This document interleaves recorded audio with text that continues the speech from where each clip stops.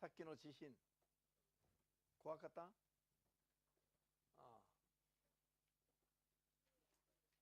え？主に栄光ですか？素晴らしい。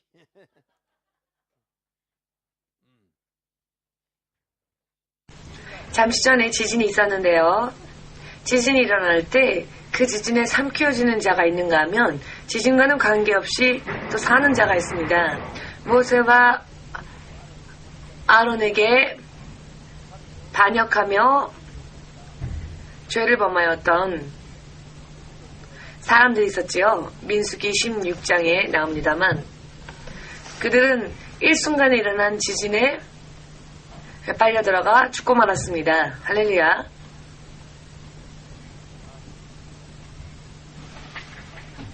잠시 전에 지진이 났을 때에도 하나님께서는 우리들 가운데 계십니다. 하나님께서 여러분들 안에 거하시는 그 하나님께서 지진도 일으키시는데 그분이 지진을 일으키시고 당신의 자녀들을 그 지진 속에서 그 생명을 빼앗을 것이다 라고 생각하는 것 자체가 불신앙이라는 것입니다. 그러니 우리는 담대해야 합니다. 죄가 없는 한, 죄를 회개하고 있는 한 하나님의 자녀가 그와 같이 비참하게 은혜롭지 않게 죽는 일은 없습니다. 다만 죄는 언제 어느 곳에서건 확실하게 청산하고 회개해야 할 필요가 있습니다. 죄를 가지고 있는 채로라면 하나님의 자녀라 할지라도 채찍을 맞는 일이 있을까요? 없을까요? 있기 때문입니다. 하나님의 자녀라 할지라도 죄를 계속 범하다 보면 채찍을 맞는 일이 있습니다. 영육에 있어서 영원한 생명을 얻기 위하여 육신을 하나님께서 치시는 경우가 있습니다. 하나님의 자녀라 할지라도 죄를 회개하지 않으면 그러는 경우가 채찍을 가하시는 경우가 있습니다. 자, 오늘은 먼저 민수기 구약성경 신명기 21장부터 먼저 찾아 읽겠습니다. 신명기 21장입니다.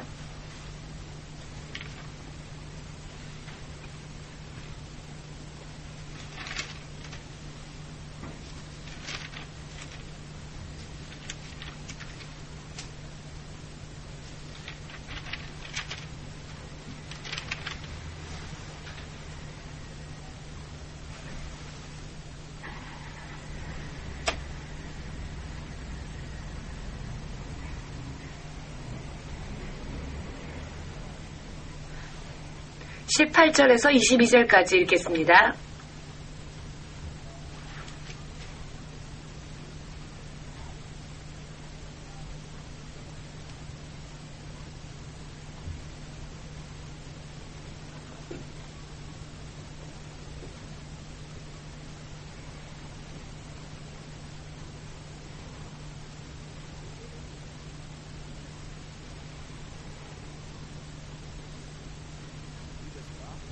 다 찾으셨습니까? 먼저 읽겠습니다. 사람에게 완악하고 패역한 아들이 있어 그 아비의 말이나 그 어미의 말을 순종치 아니하고 부모가 징책을 하여도 듣지 아니하거든. 그 부모가 그를 잡아가지고 성문에 이르러 그 성읍 장로들에게 나아가서 그 성읍 장로들에게 말하기를 우리의 이 자식은 완악하고 패역하여 우리의 말을 순종치 아니하고 방탕하며 술에 잠긴 자라 하거든. 그 성읍의 모든 사람들이 그를 돌로 쳐 죽일지니 이같이 내가 너희 중에 악을 제하라. 그리하면 온 이스라엘이 듣고 두려워하리라. 사람이 만일 죽을 죄를 범함으로 내가 그를 죽여 나무 위에 달거든. 21절까지만 읽겠습니다. 거기까지만 읽겠습니다. 이번에는 신약성경 에베소서 6장 신약성경 360페이지 에베소서 6장 1, 2절 읽겠습니다.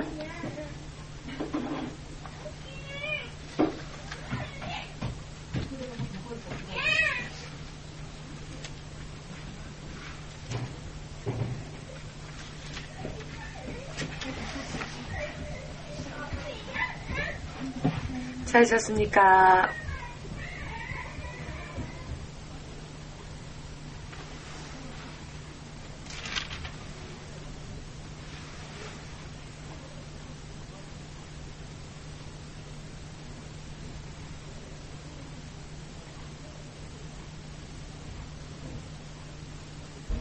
여러분 담대하시네요. 에베소서 6장 1, 2절 읽겠습니다. 자녀들아 너희 부모를 주 안에서 순종하라. 이것이 옳으니라. 내 아버지와 어머니를 공경하라. 이것이 약속 있는 첫 계명이니.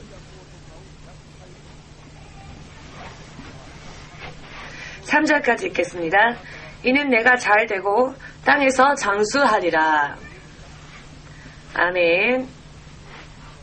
기도하겠습니다. 할렐루야. 주 되신 하나님, 주님의 진리의 말씀, 약속되어진 계약대로의 언약대로의 축복의 말씀, 이 말씀을 믿음 위에 서서 약속대로 받고 이것을 누리며 복음의 증인이 될 수 있는 그와 같은 비결을 오늘 이 시간 공부할 수 있게 하여 주시사 반드시 믿은 그 믿음의 결과가 주께서 약속하여 주신 축복 속에 들어가고 그 축복을 누리며 그 결과를 사람들에게 증거하고 많은 이들을 함께 주님의 나라로 인도해 나아갈 수 있는 그와 같은 믿음에 설 수 있도록 이 시간도 주의 영으로서 말하게 하여 주시옵고 성령을 통하여 깨달을 수 있게 하시옵고 주님의 눈으로 모든 것을 하나님의 뜻에 합당한 그와 같은 주님께서 보실 때 주의 뜻에 합당한 믿음 생활할 수 있도록 믿음의 능력과 은사를 주시옵소서. 모든 것을 주의 성령께 맡기오며 예수님의 이름으로 기도합니다. 아멘. 할렐루야.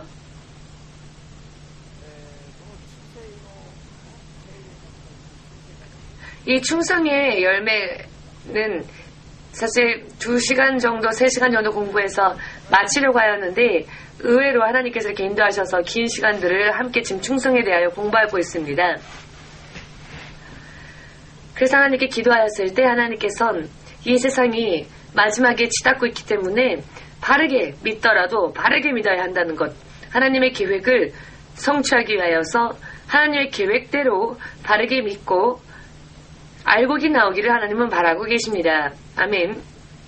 참된 믿는 자, 믿는 사람들이 돈이나 눈에 보이는 이 세상적인 것만을 구하고 그러고 사는데 하나님께서는 하나님의 계획을 실현하고자 원하십니다. 예수님은 이 땅에 이제 이미 오실 준비가 다 되어 있습니다. 예수께서 이제 오셔야 될 때가 왔는데 이 세상에 있는 성도들이 오히려 준비되어 있지 못합니다. 모두가 자기 뜻대로 살고 있습니다.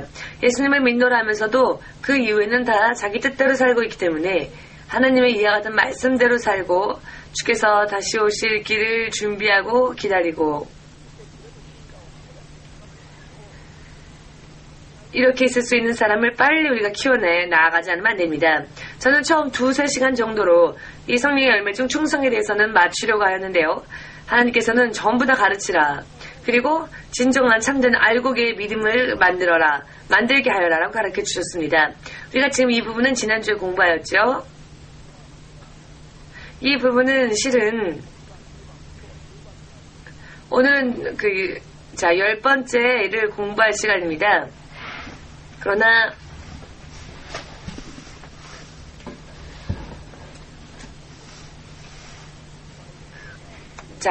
충성에 대해서 지금 우리가 9번째 시간인데요. 이 시간은 이렇게까지 공부할 수 있었던 것은 하나님께서 우리에게 이것을 구하고 바라고 계신다는 것인데 그러나 믿는 자들은 이것을 너무 모르는 채 삽니다.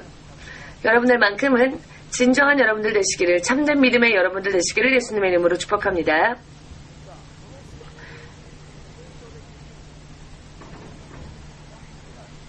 제도적인 권위에 순종하는 것이 또 충성의 비결이다라는 것을 공부했습니다. 이 제도를 세우신 분, 이것을 허락하신 분도 하나님이시다라는 것. 하나님께서 허락하시지 않는 권위는, 능력은, 축복은 이 세상에 하나도 존재하지 않습니다. 믿으십니까? 모든 권위가, 모든 권능이 하나님이 세우신 제도 안에서 하나님으로부터 모든 자들에게 그 권위가 그리고 그 능력이 주어지게 되는 것입니다. 하나님의 통치,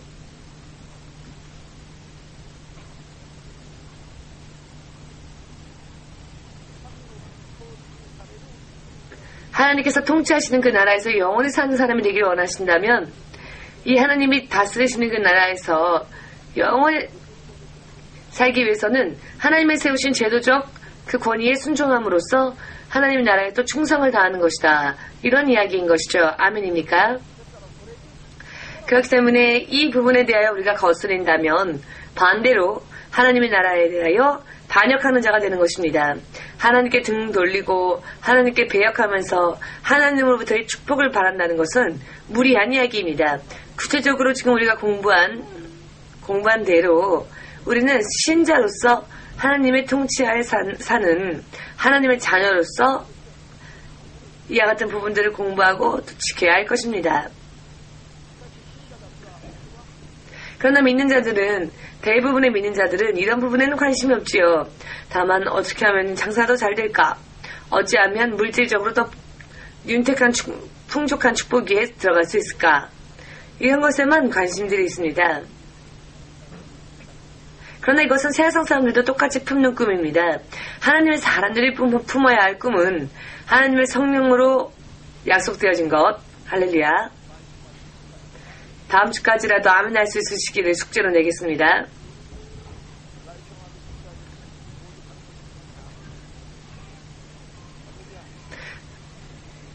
다음 주에라도 이 말씀에 아멘 할 수 있기를 축복합니다. 오늘은 부모를 순종하면 부모가 한 가정의 책임자이고 가정의 리더가 됩니다. 부모라는 존재가 부모를 섬기고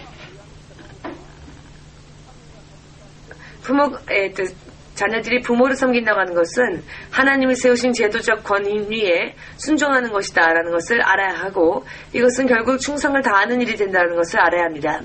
우리가 신명기 말씀에서 읽은 것처럼 구약시대에는 아버지의 이야기를 말을 듣지 않는 그와 같은 아버지에 대한 배역하는 죄를 구약성경에서는 어떻게 풀이하느냐 하면은 오늘 신명기에서 읽었습니다만 돌로 쳐 죽여라.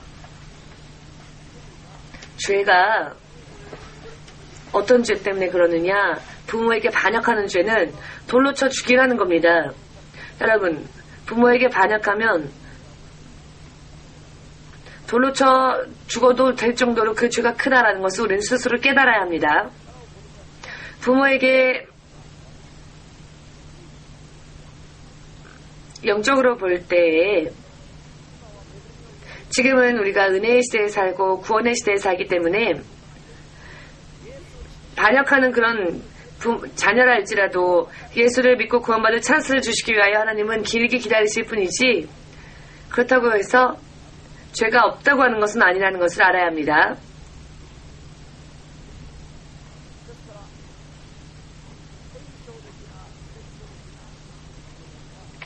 그렇기 때문에 성경적인 어린 아이를 교육하는 방법이란 부모의 말을 듣지 않을 때 그 아들의 생명을 잃으니 생명을 얻게 하는 것이 낫기 때문에 체벌을 가하는 일이 있다 할지라도 아이들을 바르게 교육시키고 훈계하라. 이것이 성경적입니다. 하나님의 뜻에 합당한 것이고요. 그렇기 때문에 학교에서도 가정 안에서도 자녀들을 나쁜 의미에서 학대를 해서는 안 되지만은 바르게 키우기 위하여서 사랑의 무칙을 아이들에게 체벌을 가하는 것은 성경적인 교육입니다. 아멘. 그러나 최근에는 학교에서도 체벌은 안 된다. 반대하여서 학생들이 오히려 선생님을 때리는 시대가 됐습니다. 그런 시대가 되어버렸습니다. 이것은 이 세상이 너무나도 흐트러졌다는 것을 뜻하는 것이고 이것은 자유가 아니라 한 사람 한 사람의 학생들을 존중하여 그들에게 자유를 주고 자유롭게 키우는 것이 아니라 이런 일은 너무 자유가 지나쳐서 방탕한 아들처럼 방탕한 자녀처럼 된다. 결국 그런 아이들을 키운 것이 된다라는 것을 뜻합니다. 그렇게 마침내는 오히려 이제는 더 커지면 부모를 때리고 하는 것은 생명을 빼앗기는 그런 죄라는 것을 알기 쉽게 말씀드리냐면 이것을 알아야 합니다.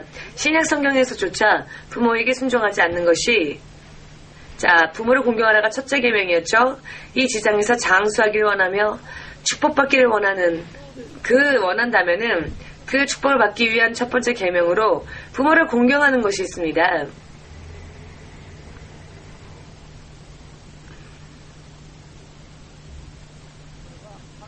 이것이 하나님을 경외하는 일이 되기 때문에 마침내 하나님께서는 이 말씀대로 세상을 심판하실 것이다라는 것을 믿을 필요가 있습니다. 지금 이 시대에서는 이런 이야기들이 너무 딱딱하게 들리는데요. 그러나 이 세상이 1000번 바뀌고 10,000번 바뀌어도 하나님의 말씀은 영원히 변치 않음을 믿으십니까? 세상이 지금보다 더 자유롭게 된다 할지라도 하나님의 말씀의 기준은 영원히 변치 않음을 믿으시길 바랍니다. 아멘. 그때 보면 압니다. 언제냐? 심판 자리 때, 심판대 앞에 서면 이런 이야기는 오늘 내가 들은 이상의 그런 엄한 사람을 나분하는 그런 심판을 위한 그런 것이 아니라, 자, 왜 지금 이런 이 시대에 그런 교육을 주장합니까? 라고 생각하는 분들이 있을지 모르지만 막상 심판대에 올라가게 되면 시모스 목사님이 가리킨 것 이상으로 더 엄한 형벌 속에 들어가게 될 것을 자기 스스로 보는 날이 오게 될 것이기 때문입니다. 왜냐하면 하나님의 말씀은 변함이 없거든요. 모두 함께 시대와 많은 것들이 변하여도 하나님의 말씀은 영원히 변치 않는 진리입니다. 믿으시기를. 아멘.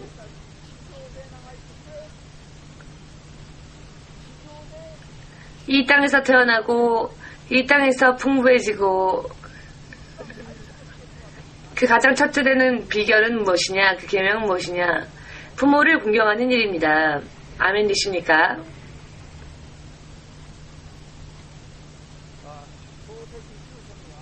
창세기 9장에는 지금 읽어볼까요? 창세기 9장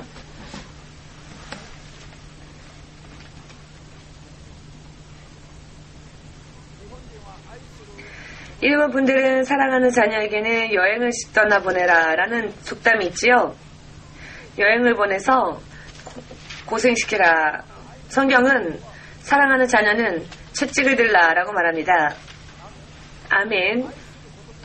사랑하는 아이에게는 채찍을 더하여서 사랑의 채찍입니다. 물론 사랑의 채찍으로 키워라. 왜? 그리하지 않으면 어린아이들 아이의 운명이 영원히 멸망하고 심판의 대상이 되기 때문입니다. 창세기 9장 18절에서 22절까지 읽겠습니다. 몇 번이나 읽은 분들도 계실 것이고 오늘 처음 읽는 분도 계시겠지만 읽을 때마다 하나님의 진리의 말씀에 대한 깊은 믿음을 더욱더 굳건하게 만들어가야 할 필요가 있습니다. 읽겠습니다.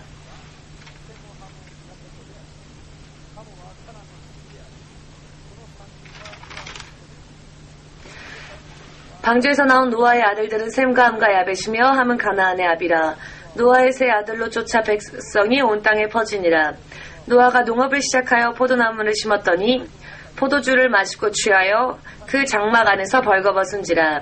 가나안의 아비 함이 그 아비의 하체를 보고 밖으로 나가서 두 형제에게 고하매 셈과 야벳이 옷을 취하여 자기들의 어깨에 메고 뒷걸음질 쳐 들어가서 아비의 하체에 덮었으며 그들의 얼굴을 돌이키고 그 아비의 하체를 보지 아니하였더라. 노아가 술이 깨어 그 작은 아들이 자기에게 행한 일을 알고 이에 가로되 가나안은 저주를 받아 그 형제 종들의 종이 되기를 원하노라. 또 가로되 셈이 하나님 여호와를 찬송하리로다. 가나안은 셈의 종이 되고 하나님이 야벳을 창대케 하사 셈의 장막에 거하게 하시고 가나안은 그의 종이 되게 하시기를 원하노라 하였더라. 아멘. 여러분, 지금 읽은 이 성경의 말씀 9절 18절에서 28절까지죠. 이 말씀이 있는 데는 1분도 걸리지 않습니다. 그러나 이 짧은 문장이, 이 짧은 기도가 지금도 인류 역사를 바꾸고 있다는 것을 믿으십니까?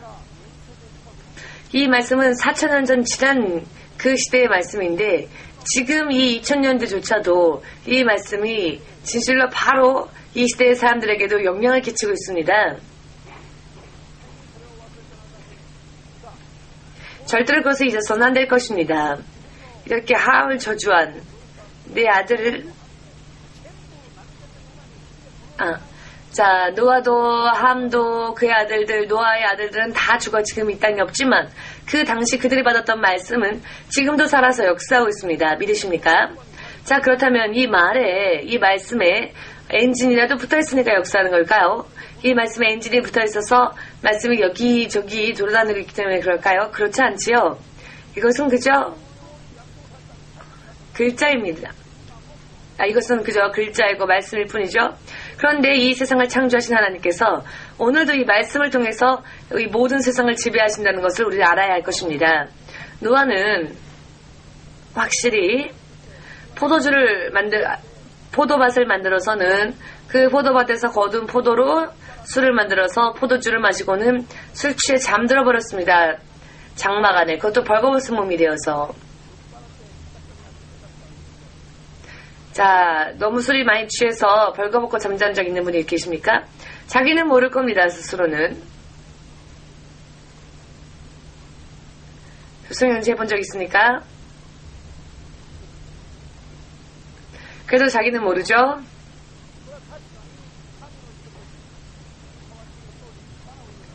정말로 이 일은 하나님의 사람으로서는 올바르지 못한 일이고 비난을 받아도 어쩔 수 없는 그런 일이지요.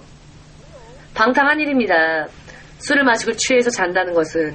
그런데 이 노아의 아들이 우연히 장막에 들어갔을 때 그 아버지의 벌거벗은 몸을 보지요. 그런데 이것을 보고도 못 본 척했으면 좋았을 그것을 보고 그 아버지의 수치스러운 부분을 바깥에 나와서 다른 형제들에게 그것을 고자질하고 맙니다. 아버지가 술 취해서 벌거벗은 몸이 되어 누워있다라고 아버지의 수치를 드러낸 것이죠. 이때 여러분들 생각을 좀 해보십시오. 함이 아버지의 모습을 보고 천막에 나와서 자, 아버지의 부끄러움을 다른 형제들에게 말할 때 노아는 자신의 그 막내 아들이 자신에게 어떤 일을 해가고 있는지를 보았을까요? 그 당시 보지 못했을까요?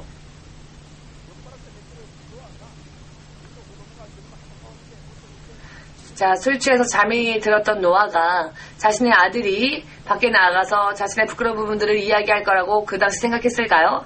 생각하기는커녕 느끼지도 못했겠지요. 그런데도 불구하고 술에서 깨었을 때 그 사실을 알게 되고 그리고 아버지가 아들 향해 말했던 말이 지금도 실현되어 가고 있습니다. 이것이 노아의 힘일까요? 하나님의 힘일까요? 하나님의 힘이다 라고 믿는 자는 깨어서 아멘으로 박수를 주 예수에게 돌리시기 바랍니다.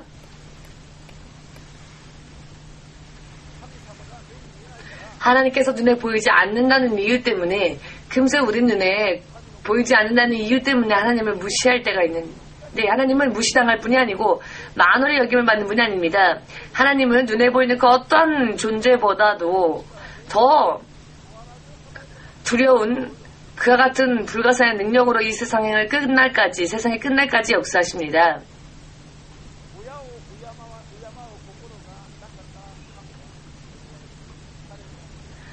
아버지를 공경할 줄 몰랐던 함은 저주받았고 그의 아들 가나안도 저주받아서 가나안이 살고 있었던 그 장소가 지금의 말로 표현하자면 팔레스틴을 비롯하여서 애굽 그리고 북미국까지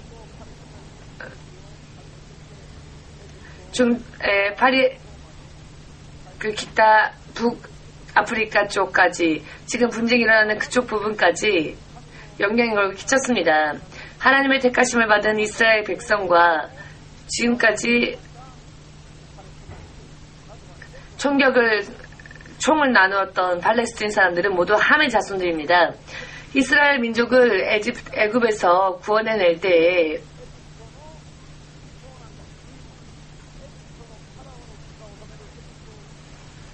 애굽의 파라오가 다스리는 애굽의 장남들은 모두 하나님께서 어떻게 하셨습니까? 유월절 어린 양 때 이스라엘 사람들은 그 창문에 어린 양을 발라놨죠. 그럼 하나님이 그것을 볼 때 그곳을 넘어서 그 집은 지키시고 유월절 때 어디를 가셨습니까? 저주라는 죄를 가지시고 애굽의 장남들을 모두 죽였죠. 아멘입니까? 전부 애굽인들의 그 첫 태어난 장자, 그 기력의 시작인 장남을 모두 죽였습니다. 그 애굽은 누구입니까? 애굽 사람들이 함의 자손들입니다. 함의 자손의 일부분입니다. 애굽 사람들이. 시편 71편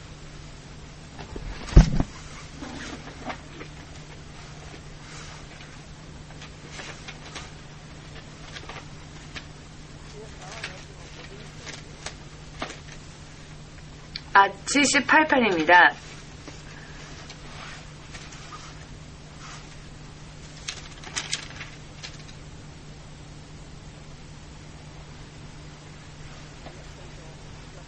구약성경 859페이지 전후에 있습니다. 시편 78편 51절. 다 찾으셨습니까? 모두 함께 읽겠습니다.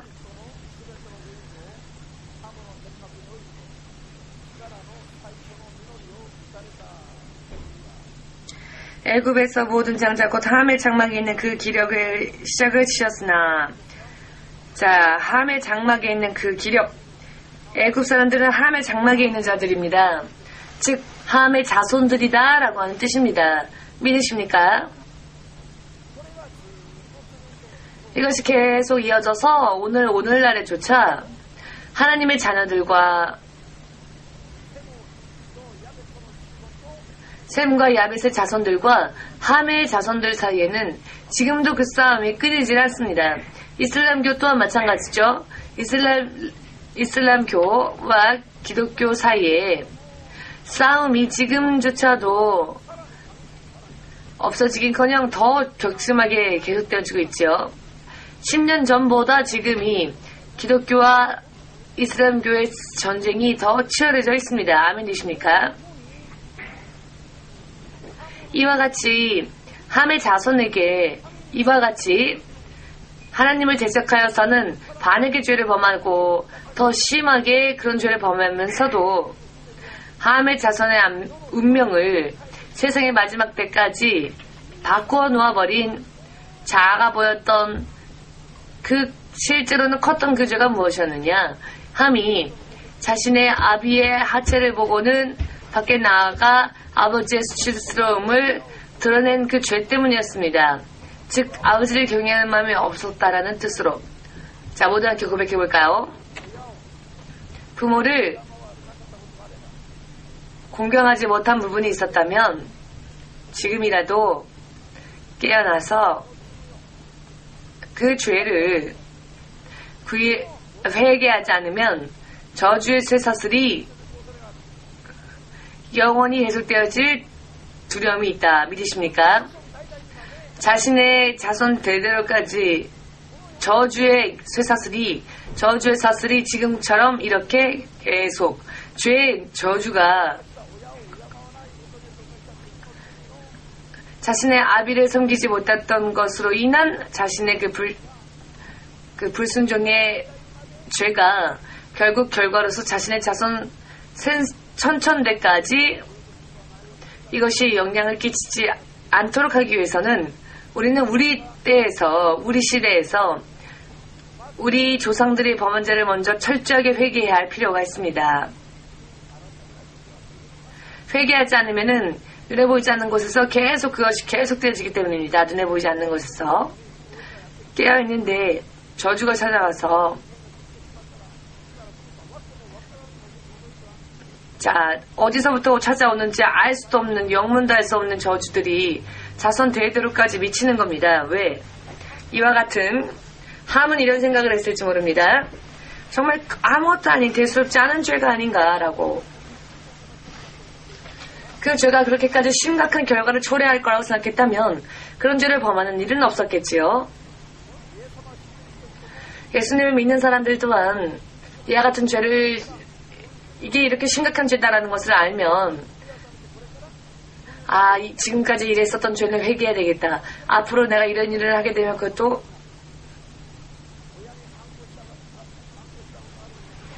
자, 부모에게 반항해 본 적이 있으십니까? 그러면 다 회개를 하십시오. 아멘 되십니까?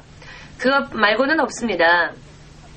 저주의 사슬을 끊을 방법은 스스로 그 죄를 회개하는 것 이외에는 방법이 없습니다. 아멘 되십니까?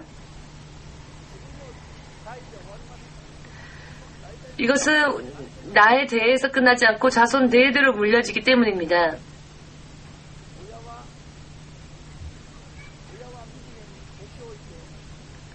아버지는 쓸쓸하게 나이를 먹고 노약하여 쓰러진다 할지라도 그 남은 모든 것을 하나님이 보시고 심판하십니다. 부모는 나이 먹고 쇠약해지면 건강했던 건강한 자녀들이 볼 때 부모는 얼마나 간단하게 무시할 수 있겠습니까? 그래서 자녀들이 너무나 아무렇지도 않게 죄를 범하는데 이 장면을 하나님이 보시고 하나님께서 그것을 심판하신다는 것입니다.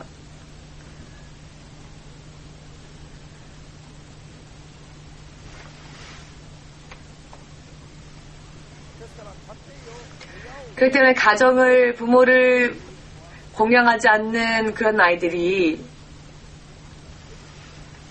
하나님의 통치에도 배격하고 반역하여서 하나님의 나라에 도전하여 하나님의 통치를 무너뜨리고자 그런 그런 꿍꿍이를 하고 있는 것과 똑같습니다.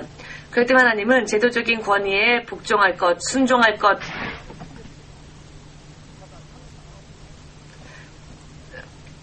자, 부모는 세상을 떠날 수도 있고 그러면은 끝일 거라고 생각할 수도 있지만 이 모든 것들을 보시는 하나님이 그들의 그 원수를 갚는다는 것입니다. 심판하신다는 것이고 이와 같은 것을 풀지 않기 때문에 여러 많은 문제들이 믿는 자이면서도 불구하고 생기는 것입니다. 철저하게 예를 들면 오늘 밤이라도 철저할 때 자신의 어린 아이 때부터 지금까지 부모의 말을 듣지 않고 했었던 모든 것을 다 떠올리시고 내가 떠올릴 수 있을 만큼 자신의 모든 죄를 스스로 고백하고 인정하여서 전부 그 죄를 회개하고 나아가는 것이 자신의 인생과 앞으로 자신들의 인생을 더 깨끗하고 나은 것으로 만들 수 있는 것입니다.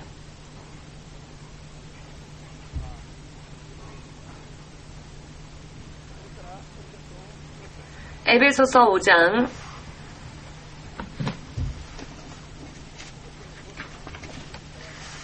22절에서 33절까지 읽겠습니다.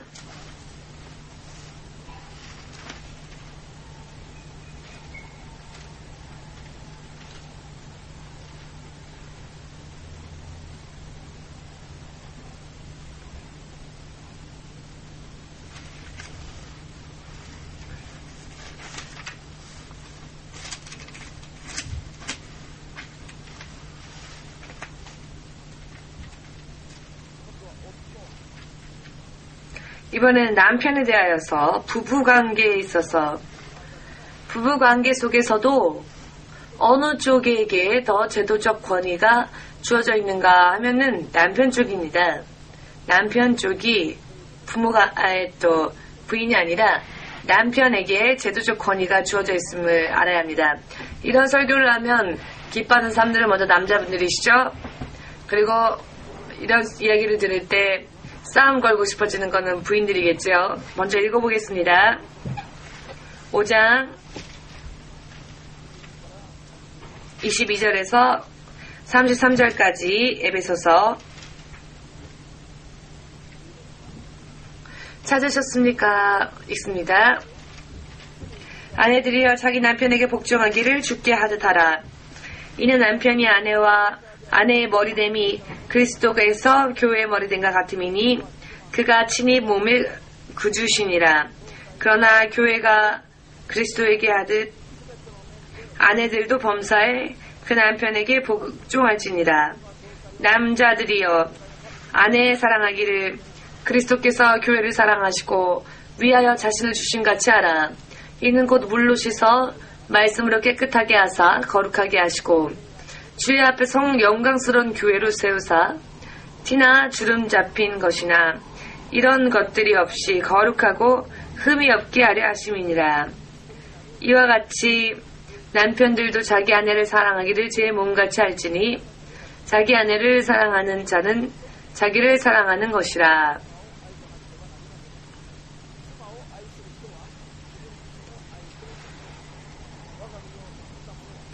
이와 같이 남편들도 자기 아내를 사랑을 이루체 몸같이 할지니 자기 아내를 사랑하는 자는 자기를 사랑하는 것이라. 누구든지 언제든지 제 육체를 미워하지 않고 오직 양육하여 보호하기를 그리스도께서 교회를 보양함과 같이 하나니 우리는 그 몸의 지체임이니라. 이러므로 사람이 부모를 떠나 그 아내와 합하여 그 둘이 한 육체가 될지니 이 비밀이 크도다. 내가 그리스도와 교회에 대하여 말하노라. 그러나 너희도 각각 자기의 아내 사랑하기를 자기같이 하고 아내도 그 남편을 경외하라. 아멘.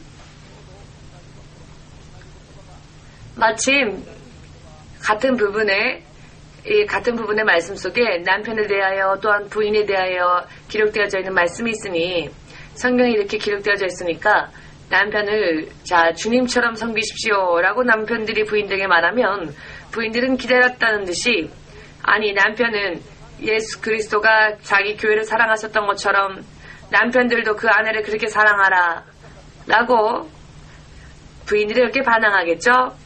부부싸움할 때 크리스찬 부부싸움할 때 반드시 나오는 성경의 선구일 수도 있습니다. 이 말씀은 이것은 크리스찬 부부의 성도가 부부싸움을 할 때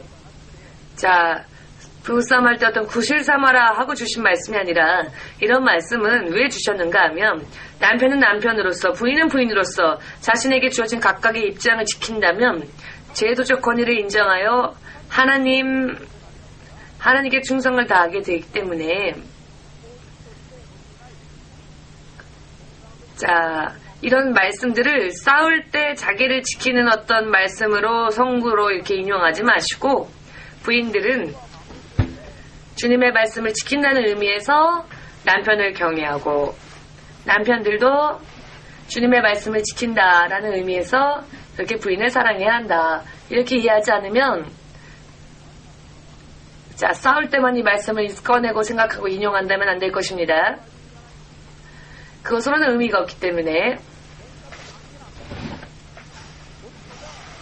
싸움과 관계없이 남편은 제도적 권위를 하나님으로부터 받은 하나님을 대신하는 자입니다. 가정에 있어서 또 부인에게 대하여서도 그렇기 때문에 그 남편이 아버지였던 노아도 실상 하나님의 사람이 술 마시고 취하면 안 되지요. 그렇게 흐트러진 모습으로 술 취한 채 잠이 들면 안 될 것입니다. 그러나 그런 것과는 관계없이 노아는 자녀들에게 있어서는 제도적 권위자였습니다. 그렇기 때문에 노아의 인간성과는 관계없이 자녀들은 노아를 아버지이기 때문에 공경했어야만 했습니다. 아버지가 훌륭한 아버지가 아니라 할지라도 혹은 노아처럼 그렇게 실수를 하는 아버지라 할지라도 그 아버지에 대해 공경하지 않으면 하나님이 그 죄를 물으시는 것입니다. 부부관계도 마찬가지입니다. 남편이라는 존재는 그 가정 안에 제도적 권위자로서 세우셨습니다. 그렇기 때문에 부인들이 그와 같이 남편을 섬겨야만 합니다. 주님을 섬기듯이. 지금 효성 형제가 안도를 하고 있는데 내 부인이 앞으로 나를 주님 섬기듯이 섬겨주겠구나 라고 이렇게 좋아하는 것입니까? 싸움할 때 아니 설교도 안 들었어 라고 하면 부인이 당신도 안 들었습니까? 그리스도가 교회를 사랑하셨듯이 나를 그렇게 사랑한 적 있습니까? 이렇게 서로 반발하면 안 됩니다. 아멘. 싸울 때에는 이 성경 말씀을 인용하지 마십시오. 싸울 때에는 말씀은 인용하지 마십시오. 아멘 되십니까? 싸울 때 싸우더라도 싸움과 관계없이 이 말씀은 지켜야 한다라는 것입니다. 싸울 때 부인이 그렇게 하면 그것은 제도적 권위에 도전하는 것이기 때문에 그것은 자기가 자기 죄를 스스로 더하는 일이 됩니다. 무슨 의미인지 이해하셨는지요? 이것도 함께 싸울 때 이 말씀을 구실로 하지 말자. 아멘. 그렇습니다. 싸움과 관계없습니다. 저의 부인이 한 가지 좋은 것은 싸울 때는 굉장히 저를 공격하는데 그러나 한 가지는 정말 대단한 것은 아무리 싸워도 그 다음날 아침 밥상은 꼭 차려줍니다. 즉 부인으로서 자신이 해야 할 일은 하는 것이죠. 이거 하나만큼은 정말 대단하다고 생각합니다. 이것만큼은 정말 하나님의 말씀을 지키고 있는 것이죠. 아침 고항 아침밥은 한 번도 싸웠다고 해서 거른 적이 없습니다. 반드시 만들어줍니다. 이것만큼은 싸움이 있었어도 부인으로서의 직분을 감당하면서 남편을 주님 섬기듯이 섬기는 그런 부분인 것이죠. 그러나 그 말은 굉장히 말로 공격하는 부분은 굉장히 좀 거칠지만 자 베드로전서 3장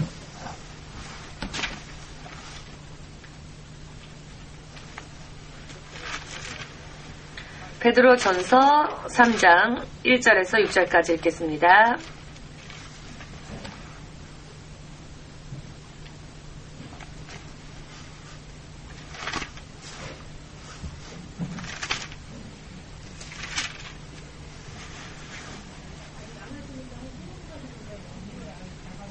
다 찾으셨습니까? 읽습니다. 아내 된 자들아 이와 같이 자기 남편에게 순복하라. 이는 혹 도를 순종치 않는 자라도 말로 말미암지 않고 그 안에 행위로 말미암아 구원을 얻게 하려 함이니 너희의 두려워하며 정결한 행위를 봄이라. 너희 단장은 머리를 꾸미고 금을 차고 아름다운 옷을 입는 외모로 하지 말고 오직 마음에 숨은 사람을 온유하고 안정한 심령에 썩지 아니할 것으로 하라. 이는 하나님 앞에 값진 것이니라. 전에 하나님께 소망을 두었던 거룩한 부녀들도 이와 같이 자기 남편에게 순복함으로 자기를 단장하였나니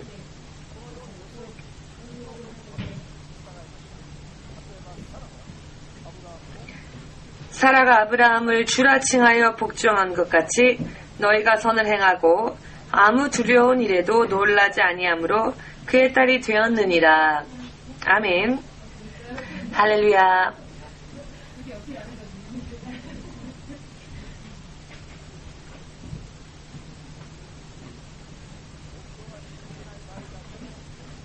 남편이 불신자일 경우에도 남편을 이와 같이 남편을 섬기고 부인이 내면적으로 자신을 단장하여서 이와 같은 것을 행함으로써 불신자였던 남편이 구원에 이를 수도 있는 것입니다. 우리 교회 요시의 집사님은 정말 이 말씀을 실천한 그런 분이라고 말할 수 있습니다. 가하무라 시게유키 집사, 가하무라 시게유키상은 가하무라 요시의 집사님과 많이 결혼하지 않았다면은 아직까지도 예수를 섬기지 못했을 그런 근성 있는 사람이었습니다.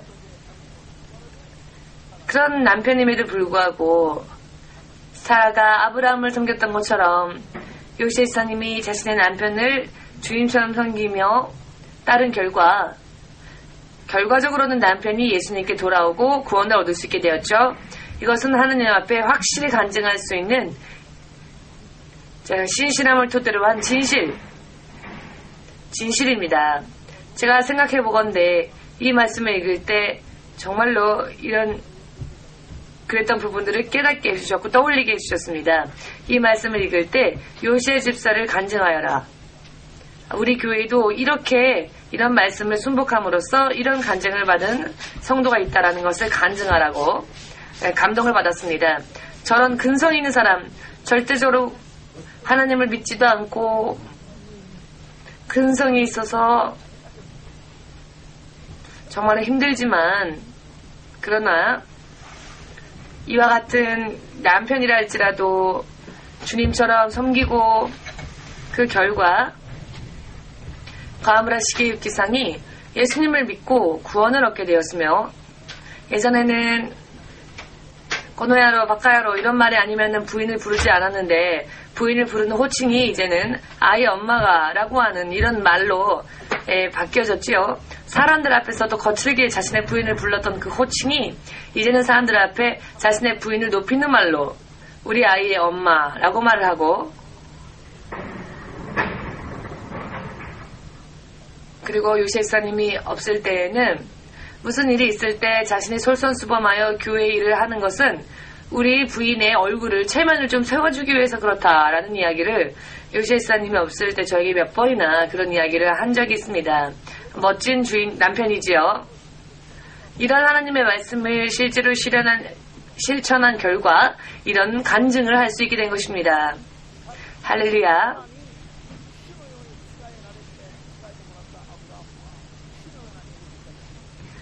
자, 예를 들어서 사라가 아브라함을 섬겼지만 여러분들에게 묻겠습니다. 사라가 주님처럼 섬겼던 그의 남편 아브라함은 정말 주님같이 위대한 사람이었습니까? 그렇지 않았죠. 지금 일본말로 말한다면 참 비열하게 짝이 없는 그런 부분들도 있었습니다. 왜냐? 애굽에 있었을 때 자신의 부인이 이쁘다는 이유만으로 자신의 부인을 사람들이 뺏기 위해서 나를 죽이는 것이 아닐까 하여 부인에게 자신의 오랍이라고 부르라고 하였고 사람들에게 자신의 부인이 아니라고 말하였죠. 생명을 걸고 부인을 지켜야 될 남편이 오히려 부인을 내버려두고 내 여동생이니까 데려가도 괜찮다. 뭐 말로 따지자면 그런 의미가 되는 것이겠죠. 박선자 집사님은 중국에서 여기까지 와서 후회하고 있습니까? 우호 집사님을 만나서 박선자 집사님은 데이트할 때에도 전화로 데이트를 할 때 사랑한다 이런 등등의 말들을 하지 않고 데이트하는 전화 속에서도 성경에는 이렇게 써있다.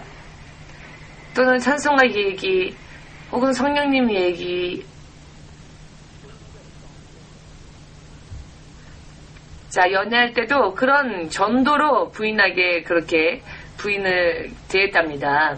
그러니 연애 분위기가 나지 않을 수도 있겠죠. 그러나 어찌되었건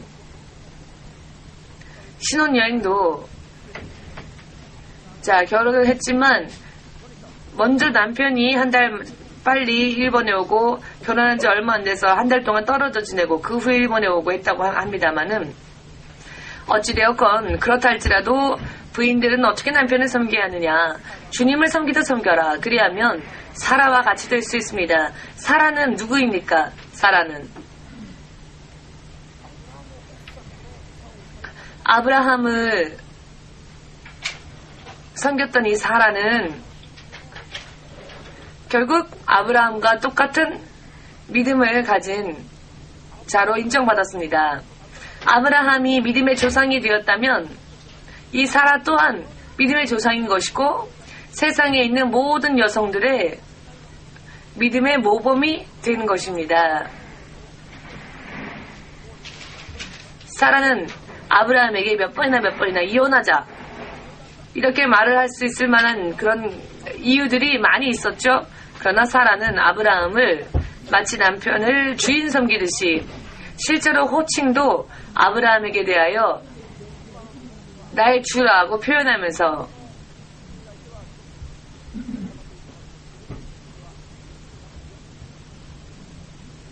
자, 여러분, 일본 부인들도 다른 남편이 아니라 다른 사람이 아니라 자신의 남편에게 자, 일본말로는 남편을 부를 때 주인이라고 말을 하는데 우리 집 주인 뭐 이렇게 주인이라고 말을 하는데 주인님이라고 말한 적 없으시죠? 자, 저는요, 우리 부부는 전화를 할 때 제 번호를 입력할 때 그 이름을 어떻게 입력했냐면 주인이라고 입력이 되어 있습니다. 그래서 저한테 전화가 걸려올 때는 주인 이렇게 이름이 뜹니다. 그러면 간접적으로 주인이 전화 왔구나. 성경적이죠. 남편을 주인이라 칭했던 사라처럼. 제가 사실은 그 연락처에 슈징이라는 말을 입력한 것은 저 자신입니다만은 저의 전화번호를 그렇게 입력시켰지만 말로는 하지 않아도 입으로는 말하지 않아도 제가 사모님에게 전화를 할 때마다 주인으로부터 전화 왔구나. 그리고 사모님도 고슈징 사마 이렇게 입으로 얘기하면서 전화를 받습니다. 자, 여러분들도 부인의 핸드폰에 그렇게 여러분들의 이름을 저장해도 좋을지도 모르겠습니다. 그래서 부인을 성경적으로 이렇게 안내하는 일이 될 수 있으니까요. 자, 오늘은 시간이 되었으니까 조금 더 말씀 찾아보고 마치겠습니다. 로마서 15장 27절. 자, 하나님의 말씀을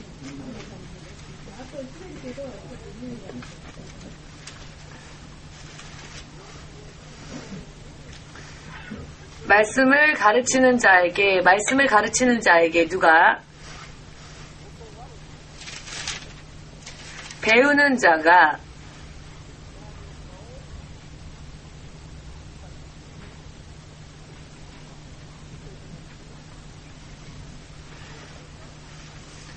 말씀을 가르치는 자에게 그 말씀을 듣는 자가 가르치는 자를 따라야 한다. 섬겨야 한다. 이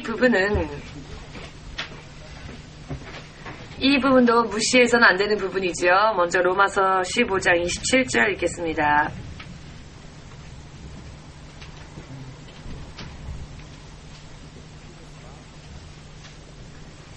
찾으셨습니까?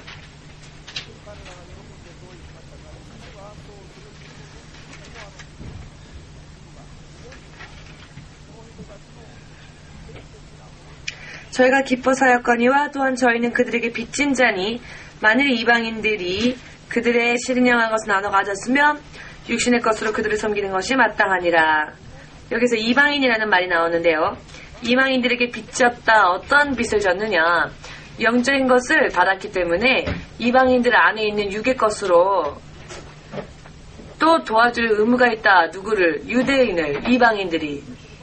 이 부분을 알기 쉽게 설명한다면 유대인들이 이방인들에게 예수님의 이름과 복음을 전하였고 영적인 것을 가르치고 또 전하였기 때문에 이 말씀을 배우고 또 말씀을 받은 이방인들은 유대인들 안에 있었던 것을 이방인들이 나누어 받았으니 자신들에게는 영적인 것이 없었죠. 영적인 것을 그러니까 나눠 받은 것이죠. 그러니 이제는 육의 것으로서 우리들의 이방인들에게 예수님의 이름을 소개한 유대인들을 도와주어야 할 의무가 빚이 또 이 이방인들에게 있다라는 뜻입니다. 똑같은 가족관계가 아니라 할지라도 영적으로는 이와 같은 것이 있다는 것입니다. 또 한 군데 갈라디아서 6장 6절입니다.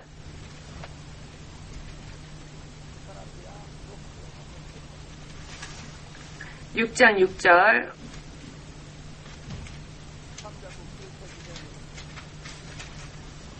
309페이지 전후에 있습니다.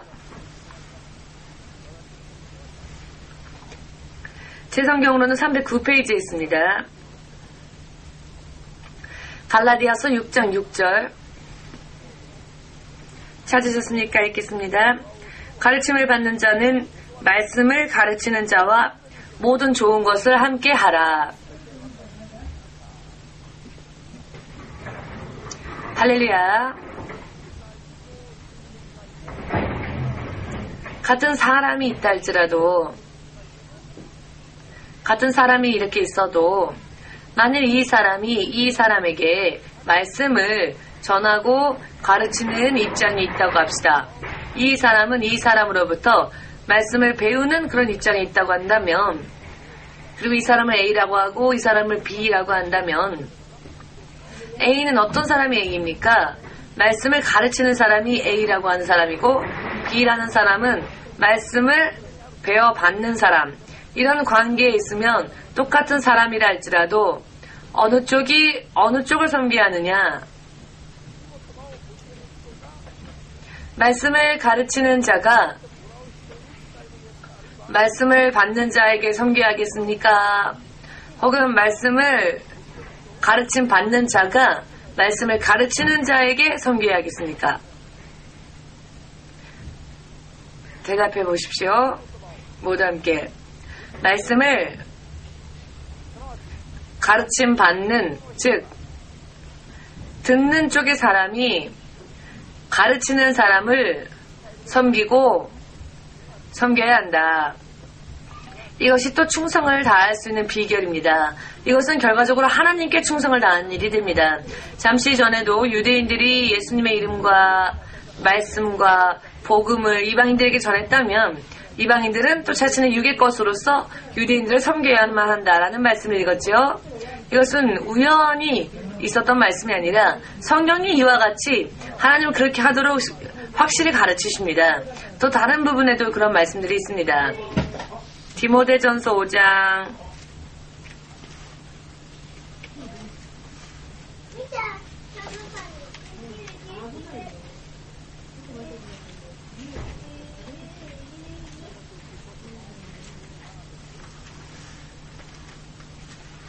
5장 17절입니다. 다 찾으셨습니까? 읽겠습니다. 내가 또한 이것을 명하여 그들로 책망받을 것이 없게 하라.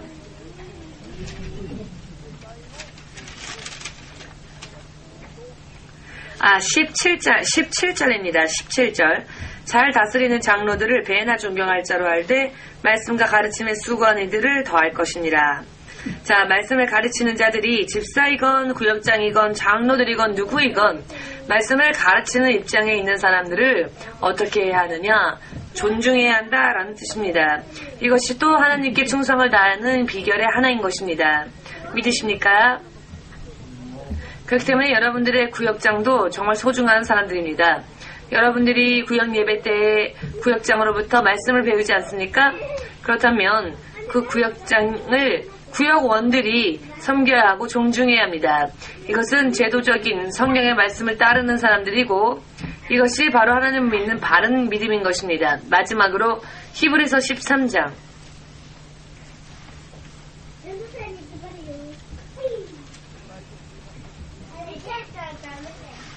히브리서 13장 17절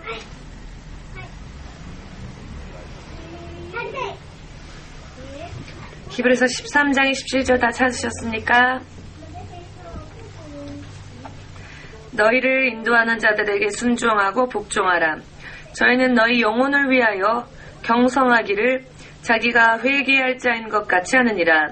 저희로 하여금 즐거움으로 이것을 하게 하고 근심으로 하게 말라. 그렇지 않으면 너희에게 유익이 없느니라.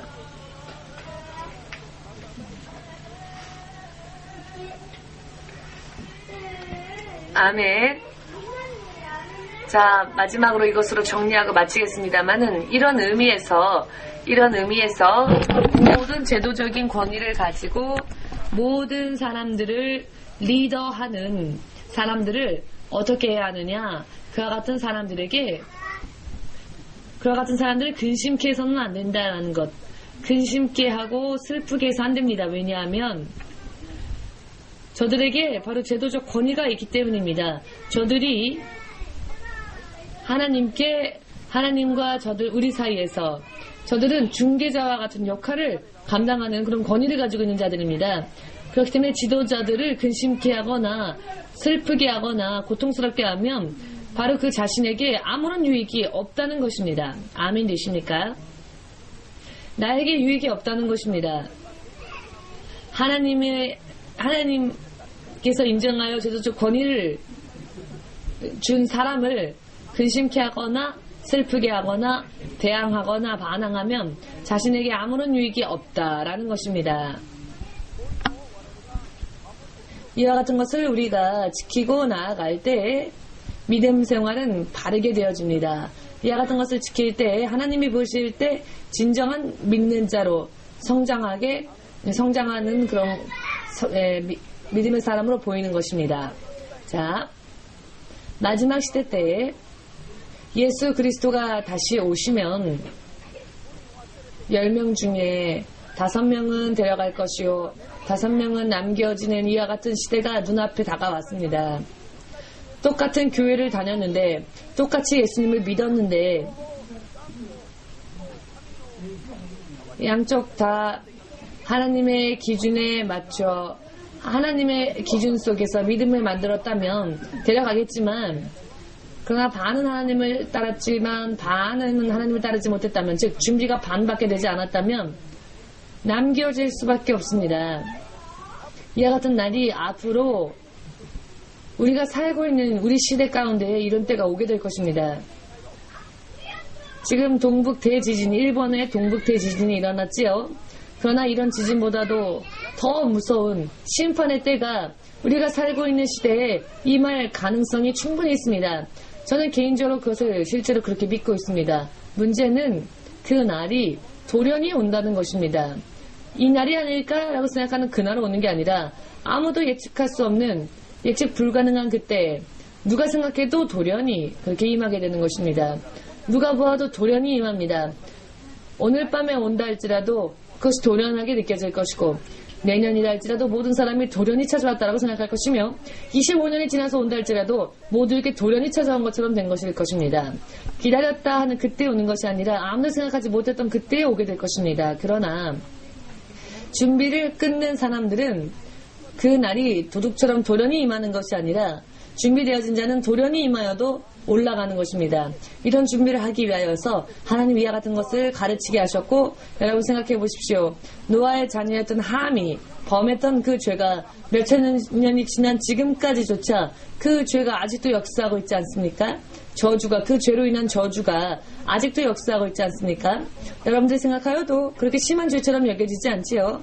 아버지가 하체를 벗고 술이 취해 잠들어 있으니 형제들에게 그것을 고한 것이, 그 일이 몇천 년 동안이나 이렇게 역사를 바꾸고 중동 세계와 이스라엘 세계 간의 갈등을 일으키고 운명을 바꾸어 놓고 이와 같은 일을 초래하는 그런 일이 될 것이라고는 아무도 생각하지 못했을 것입니다. 그렇게 큰 죄처럼 보이지 않지요. 그러나 하나님은 그것을 잊어버리지 않으셨습니다. 할렐루야. 마음으로부터 이와 같은 말씀을 진실로 잘 받으시고 마음으로부터 지키시는 여러분들 되셔서 여러분들의 인생에도, 앞으로의 여러분들의 자손의 인생에 있어서도 이와 같은 저주의 사슬 때문에 묶이는 일이, 결박되는 일이 없도록 예수님의 이름으로 축복합니다. 아멘. 자, 그럼 오늘은 이것으로 마치겠습니다.